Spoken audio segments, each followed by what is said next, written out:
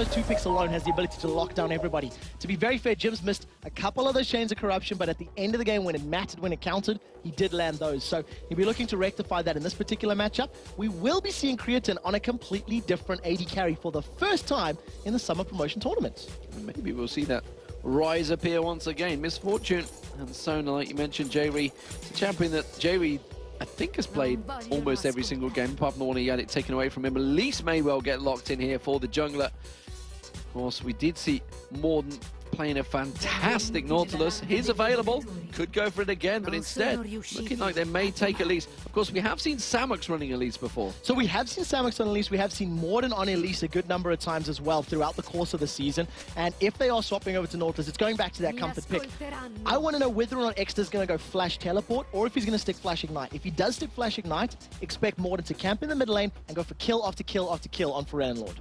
Yeah, I'm thinking Teleport for Extermin may well come out here, but Nautilus, of course, was selected. So Morden's going to be bouncing around the jungle once again, seeing if he can keep those hooks flying in there. Zed looks like it may well get selected here.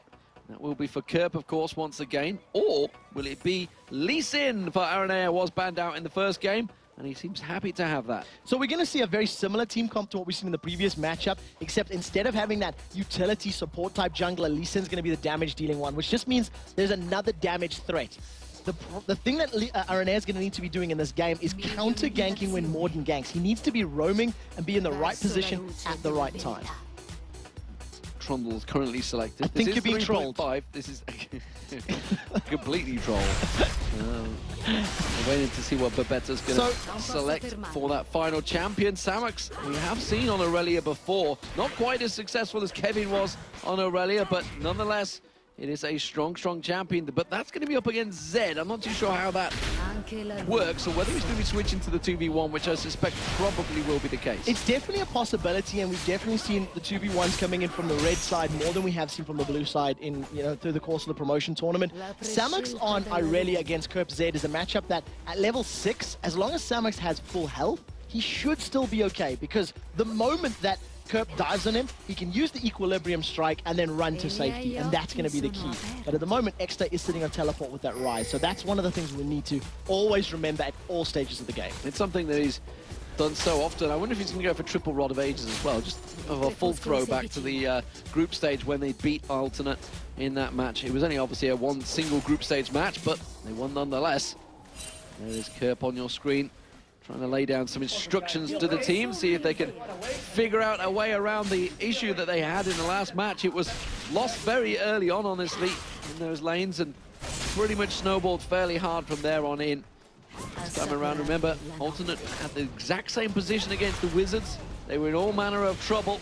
They did manage to bring it back, and they're going to be hoping they can do just that and equal the series 1-1. Yeah, that's the plan in their minds right now. They've definitely got a composition that has the ability to do that, but again, it's an all-in type of composition where if they don't manage to pick up kills or they don't manage to control their opponents, they're simply going to be shut down and killed at multiple stages throughout the game. The fact that Twisted Fate's not there means Destiny's not available, but Extra's pretty much got a semi-Destiny in the form of that Summoner Teleport. We see Jim Bones there, played a fantastic 2v1 in the last game. J-Ree, of course, didn't really get a chance to land anything really. He was just shut down so quickly every time he got near the fight. He was pretty much popped. I like that. He didn't get to land too many anything. It's the best description of the entirety of the matchup. Use of English language. It's never been the finest. It's phenomenal. No, that was perfect description. You got your point across and it was clear. I want to see whether or not Alternate have the ability to control this early game, because it's something that Giants have been doing well, and you pointed out in the previous game how they revel in chaos. They revel in being everywhere on the map, roaming, ganking, fighting, dragon. Like, they really like to be rolling everywhere, and with this composition, they've got great mobility to do so. And for the first time in a while, we actually see Giants signaling their intent to maybe set something up. It may just be cover for that ward, though. I think it was just the ward that they're going to insist on putting in towards the race. And Alternate actually didn't go for one of their own. They could have maybe snuck one of their own in there. They did go full 5-man for that one. They really wanted to try and make sure they got that ward in position. And you can see they're just trying to cover off and thinking, why didn't they go for Raz? The thing that's doing well right now is they're sticking together as a 5-man unit. So if they do manage to, accidentally bump into anybody, they've got a great amount of CC from very early on that they can use to lock people up. Right now, though, they've just got this very beefy, tanky front line of Irelia, Nautilus, and Ryze.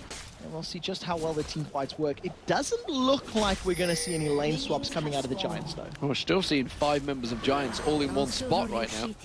Going to be seeing what they can take from this. Looks like we're finally going to see the AD and support heading towards the top lane. That's going to be Berbetta and Jim Bones on Varus and Zyra. Meanwhile, J-Re and Creaton on Misfortune and Sona do take away the golems in that bottom lane too. Will be 2 2v1 lanes. We'll see how that works out for them. Wraiths being taken away, though, by Jim Bones and Berbetta. So 2 very poke-heavy lanes in terms of, the 2v1 setups. If a good grasping route lands, Kerp has the ability to dodge it, thanks to that living shadow of his. He can, of course, farm from range, whereas Irelia has better sustain and maybe better loss hitting under the tower with that Heathen style. So we'll see how those CS numbers differ. Rene once again going very low towards the end there. Berbetta does come around and manages to throw some damage towards Kerp, who did actually pick up a little bit of CS. That was his one and only CS so far. Going to see how this was going to work out. Of course, the difference between Extermin and Realm Lord here, the fact that he is on Ryze this time around. Realm Lord, I expect to be a little bit more bullying towards Extermin. And of course, Ryze can do well against Diana. Has the ability to just use that Rune Prism, lock him in place, and prevent Diana from jumping Lunar Rush after Lunar Rush. So we'll see just how effective Exter can do. And of course, the way he's going to build, it's going to be to itemize against Realm Lord and just make sure he can survive as the game goes on. You have a 2v1 in the top lane, like we mentioned, and a 2v1 in that bottom. Aranea with the Wolves. Got the pushing up towards that top lane to see whether Berbetta and Jim Bones can get in there. He's ready and waiting to go, but we see the grasping route coming out. The kick does land, and he's going to try and follow through, and that one forces the flash out of Berbetta straight away. But again, gets pressured back. Very good reaction typing from Berbetta to get to safety, but we'll see whether or not he catches another Sonic Wave. If he does, he's definitely now kill potential for both Aranea and for Zed, who will be able to just jump on him and focus him down very, very quickly. Creaton in this bottom lane. CS very much even between the two of them. Importantly, the junglers, we can see once again both junglers ready and waiting to try and pounce on both of these lanes. Aranea was looking at possibly heading up the river, but instead he straight away gets pulled back towards that top lane and still more than waits in his bottom. Yeah, at the moment Aranea is really just trying to save out Kerp. Look at the amount of damage that Kerp is taking from the minion wave, from Varus and from Zyra. So the kill potential is a lot less because of course Kerp's HP is not enough to fight. Down in the bottom lane, we did see Morden hanging around for a little while, but he wasn't able to really feel any situation where he could jump in there and help out his solo laner. Creaton getting the double up on towards Samek there, although didn't so much double it up, it is just basically fired it straight at him. At least he gets that extra damage. That's all that really matters. Right now, we are approaching the 5-minute mark. At this point, Morden had already been involved in 2 kills. And he's looking to set up his first because there is no ward here in the Tri-Bush. And at the moment, Creaton and J-Re are very overextended. Take a look at Samex's timing. He's going to jump in, and who is the target? It's going to be Creaton. He's going to go straight in towards it, and his 6-6 Samus, I mean, really has been untouched there. Easily picked up the kill. So easy from Giants. There was no pressure at all. They simply waltzed in there. Dredgeline wasn't even used from Morden. He literally just walked up, dropped the hammer down on Misfortune's head, and no strut in the world is going to save you from that. Kerp's fending them off in that top lane. Had to go back, of course, got himself that cloth armor to try and keep the poke going on towards him that Jim Bones has been laying. Every time Berbetta does manage to hook him up there, look at Extermin. He's been very aggressive, but trying to bait him in there. Morden was ready and waiting. So the thing about that, Exter didn't have a lot of mana, and he doesn't have Ignite. So the kill potential now in this middle lane is going to be less than that of the bottom lane, which is why you see Morden going for a gank on the duo lane of J-Re and Creaton first. Right now, Exter is using that, I believe that's his last mana potion, so he'll be regenerating as much mana as possible, and he's falling a little bit behind in CS, but it is expected on a rise. So let's look across. We do see Berbetta still trying to keep Kerp at bay here, but he's finally starting to get some of that CS out. Still the only kill of the game in that bottom lane. Once again, shock horror. It was Morton setting it up. Seems to have really stepped up his game for this the sum-up split playoffs. So I'm very surprised to see that Nautilus was actually allowed through, and you know, we immediately see with that first assist, a little bit slower on picking up those boots of mobility because he didn't actually get the first blood, but we'll see when he does pick it up just how successful he can be in those ganks. Babetta is almost getting his flash up and available. Aranea, I think he snuck up in lane, but he's not going to hang around for long. He's just going to take that lane tax and then back straight off there. Doesn't want to hang around here. He needs to get his farm going because he doesn't look like he's going to be able to get any kills anytime soon. No, not at the moment. Giants are playing, very well. Even after that little scare for them, once Babetta got jumped onto, his very good reaction times on that flash did get him to safety. What has happened now, though, and Aranea has found a route over through this top lane. He's managed to sneak up, and so has Forenalord. This is going to be a 3-on-2 situation, and it looks like Kerp is being the bait. He's forced him to flash away. They're going towards Jim Bones. He's going to be Forenalord that dives on towards the turret. They don't really have enough damage for this one. Babetta now going to see if he can get away from this one. He doesn't. He gets taken down. The passive gets fired across there. But meanwhile, that's happening. Samux does take down Kraton in a reverse kill down the bottom lane. So they managed to pick that one up with a great use of the teleport there, as well as Nautilus being in the right position. And the same thing happened in the previous game. They managed to get a kill when they realized the top lane, somebody went down. Giants instantly reacted and picked themselves up the first dragon of the game. So they'll be trading top laner for dragon once again. Very much even between the two. You could argue that the fact that the tower goes down is a better deal, but Giants nonetheless will be happy to take that. And it does mean the golems also of Alternate are going to clear out in the jungle, see if they can pick up that red buff. Not quite available. Will be spawning shortly though. Blue buff actually a tell a lie. Morden has it on him. No, he doesn't. No, he doesn't. So it will be spawning because Morden did go from blue to red in the previous engagement, so it'll be up within the next little while. And that very ward that's been put down by Aranea will give him timing and vision on it. So if he does want to try steal, he's going to have the ability to do so. What has happened after that kill, it went to Irelia, and of all the people in the game who you want the kills on, Irelia and Ryze would be two of your best choices, because if Irelia gets that super tanky, super beefy type of build that we see out of Kevin, it's going to help so much in these team fights against the Diana and against the Zed. You can see he keeps going in. He's going to go deep on towards Kraton again. Forces the barrier out, but it doesn't matter. He's going to have enough to finish him off. He could take down J-Ree as well here. Instead, J-Ree backs towards the turret. And Samux now looking incredibly strong. There was not a great deal they could do about that. That was a straight-up fight. That was a red pot 1v2, and Samux simply decimated Kraton. Jumped in there. And very importantly, J-Ree wasn't level 6, so there was no crescendo to stop him or even do anything remotely to hold him back. Jim Bones in this top lane. He's trying to do his best to keep Kerp at bay. Kerp now with that red part of his own. He's looking for kills as well.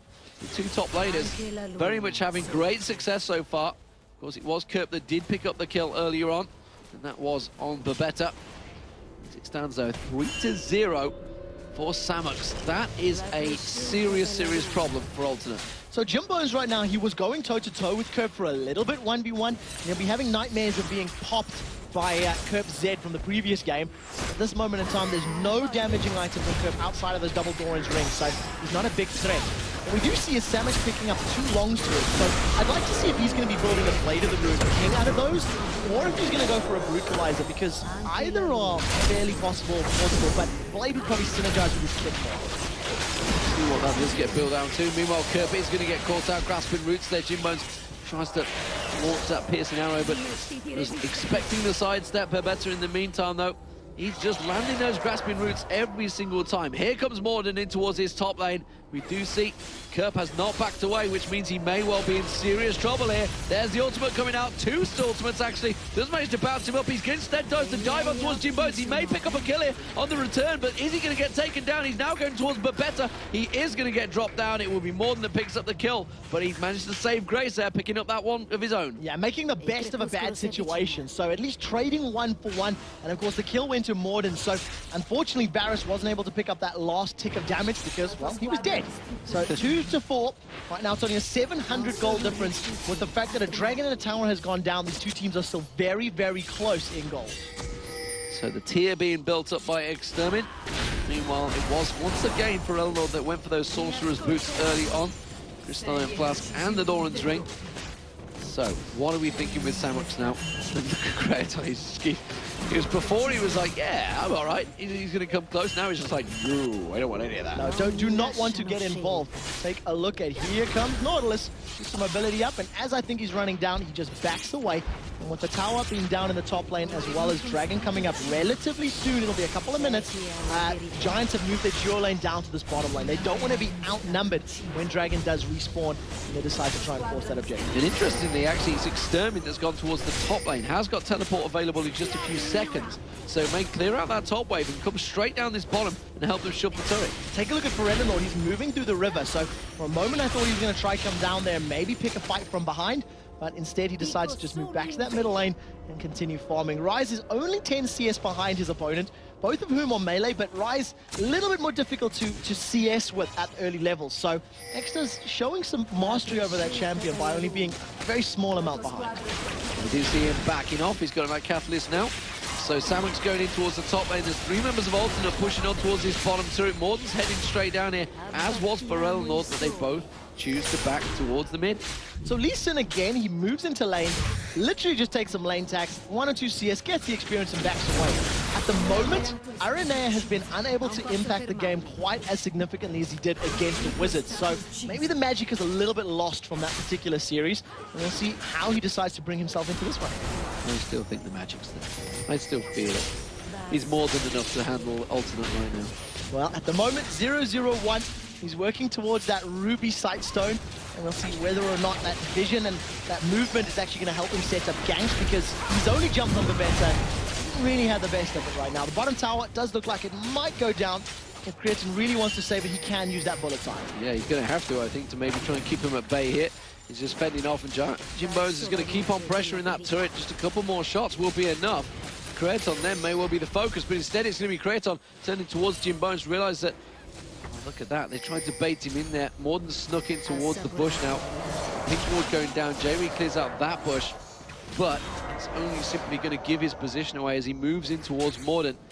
Is he going to use another ward in towards that bush? I think he might. Puts it down. The anchor comes flying out and forces the flash instantly out from Jerry. Fantastic flash from Jerry. He was aware that somebody might be there. He was aware something might happen, and his finger was just on the trigger, waiting to pull. The thing is, if a teleport Rune Prison comes down, or if that dredge line lands, Morden will be able to pick up another kill onto Jerry, because now the only form of CC or escape he has is that crescendo. So the Bilge Water Cutlass is being picked up once again by the Giants. They think they're pirates, they do. Samux and Jim Bones that have them. And the pressure continuing on this bottom lane. So we do see the CS advantage starting to claw its way in towards Jim Bones' hands. We also have seen Extermin claw back in towards some of that CS. The Dragon just spawning.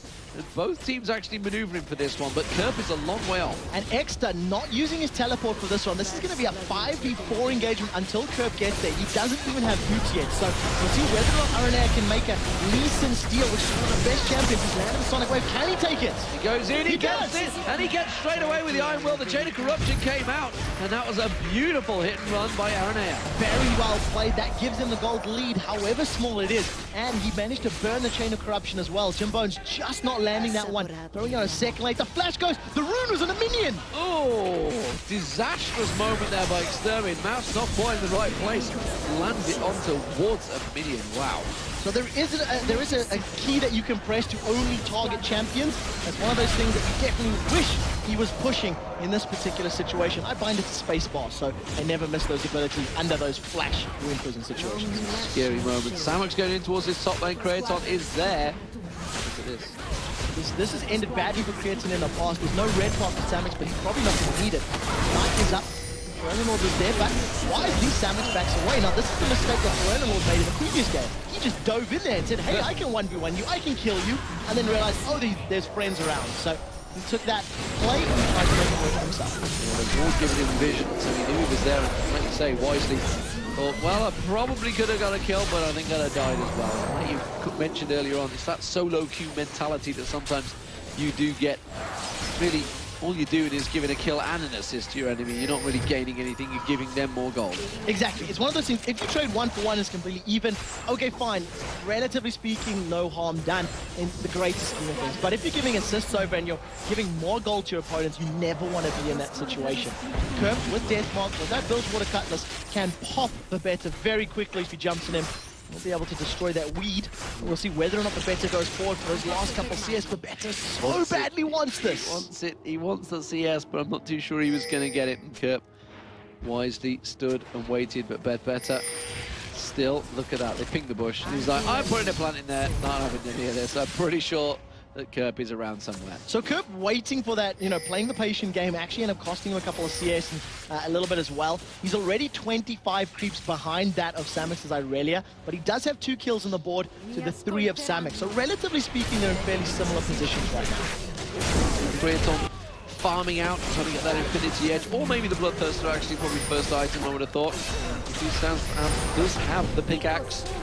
Easy for me to say. It depends on how he wants to build. It's something that we talked about with Misfortune from the previous series, how we went, pickaxe plus BSO plus Vamp Scepter, then it finished off Bloodthirster, Lost Whisper, Brutalizer. It was a slightly different build order, and we'll see exactly how much money Creatin has to work with. That tends to be the decision-making in some cases. Right now, again, Arena just shows himself in lane, thinking about maybe going in, but unfortunately hasn't really been able to find a way to make kills happen for his team.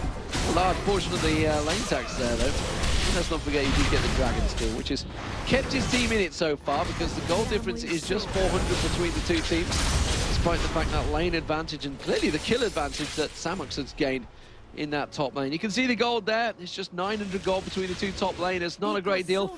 In terms of jungle, it's actually Arena and just nudging it by about 60 gold. Mid lane, very much even, 60 gold swinging back towards Giants there, but it's the AD carries. Look at that. 20 gold between those 2 and the supports. It's all about the supports. That's clearly the biggest difference. Yeah, this 300 to Jerry. Completely, and I think that stems from the pink ward wars that have been happening. That will determine it. Right now, they've jumped on Jim. They've jumped on him before the death mark down, but Chain of Corruption immediately replying. Teleport also coming out. It's going to be Extermin ready and waiting. Did they see the teleport? They pretty much would have seen that spell effect. I'm fairly confident on that one. At the moment, though, they're not overstepping their bounds. They're about to walk into extra, get the ward down, and that's basically it. Goes straight in, puts the ward in the bush. Now it's actually Morn that's going to get dived on by Pharrell. Lord, remember, this didn't work out too well from him in game 1, and this time he thought better of it. So I'm not going to push any closer to Morn. He's just going to hook me straight back into that turret. Yeah, exactly. He's seen that film before. It cost him his life in the previous game. He wisely backs away. This tower is 1 hit away, but Beta so badly wants to finish it off.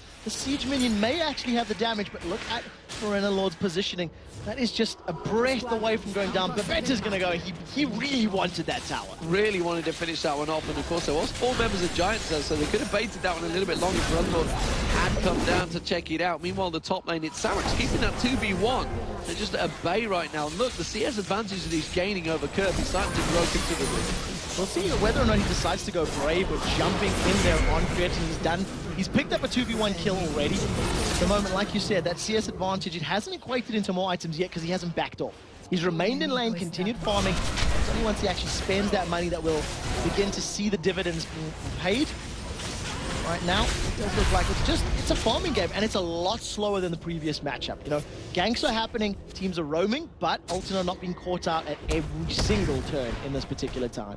Well, Extermin does have 1 Rod of Ages. We'll see whether that turns into 2 Rod of Ages soon enough, but seeing the goddess on that, almost certainly going towards the Seraph's Embrace. We'll see almost Samux. He picked up those kills early on, and he is going to back off here. Are they going to allow him? That's the question. No. No, they didn't. They didn't. I think they didn't want to pick the fight. I think in that situation, even though Creatin does have that Bloodthirster and that pickaxe picked up, he was a little bit afraid of his opponents, a little bit afraid of, just how powerful Irelia is in those situations. And they've already given up a kill that maybe they shouldn't have before. With that back and, returning to lane, Ninja Tabai has been completed for Samux along with that Blade of the Ruined King. So he's a pair of shoes ahead of Kerp at the moment. They have that additional mobility and obviously all that reduced damage from auto attacks, which is a fair amount considering the team that he's facing. Very much a tight, even game between the 2. Just 800 gold stacked up. 20 minutes gone in this game. Much slower pace, as you mentioned, than the previous match. Dragon has respawned. Aaron Air already putting his ward in place, thinking, we can do this again. Well, we'll see if he does manage to pull it off. 2 steals in a game. It has happened before, but it's not all that common. Dragon and Baron steals, and on a champion like Lee Sin, you can dive in and dive out with, without using summoner spells. It's obviously all that much sweeter. So 5v5 engagement, you can see vision advantage right now for Alternate as they can see where the Giants members are. Thanks to all of those little seedlings and plants though from Beta, they work in their favor. Samix is going to be late to this party. It does look like the Giants want to play. Yeah, they pulled it out, but instead they had to withdraw. They took it down.